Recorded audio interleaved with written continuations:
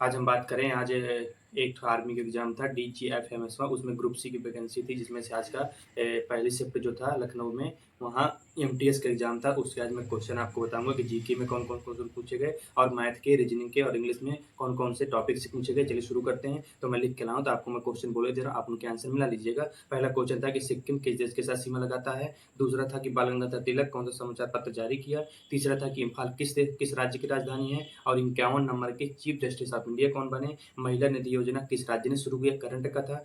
इडुक्की जल विद्युत परियोजना किस राज्य में है? अंतिम मौलिक कर्तव्य किस वर्ष जोड़े गए संविधान संशोधन से? ओजोन परत से संबंधित कौन सा प्रोटोकॉल हुआ? फिर था कि निशानेबाजी में ओलंपिक पदक में कौन सा मतलब पहला पदक जीता निशानेबाजी में ओलंपिक में? फिर था कि विश्व पर्यावरण दिवस कब मनाया जाता है? राज्यपाल की नियुक्ति कौन करता है? फिर था कि भारत की सबसे बड़ी बेसिन नदी कौन सी है? फिर था कि अरुणाचल प्रदेश की आधिकारिक भाषा कौन सी है? फिर था कि किस भाग को मैग्ना कार्टा कहा जाता है? फिर था कि करंट अगर कि हाइड्रोजन गैस से नौकायान चलाने वाला पहला देश कौन सा है? फिर था कि भारत की मानक ग्रीनविच रेखा कितने घंटे आगे है? फिर था किस देश ने जनवरी 2025 से मृत्युदंड को समाप्त कर दिया है?